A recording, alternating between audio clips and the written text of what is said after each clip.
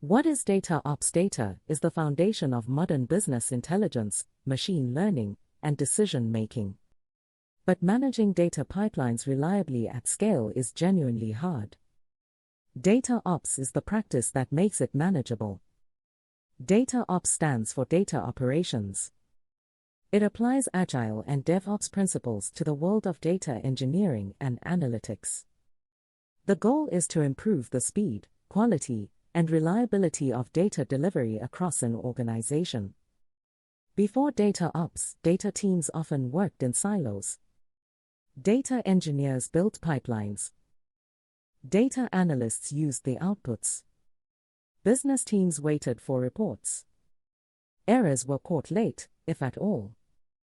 DataOps changes this by introducing automation, continuous testing, version control, and collaboration into the data workflow. Data pipelines are treated like software. They are tested, monitored, documented, and deployed through automated processes. Key tools in the DataOps ecosystem include Apache Airflow, dbt, Great Expectations, and cloud-native data platform services. DataOps improves data quality, reduces pipeline failures, and speeds up the delivery of analytics to business stakeholders.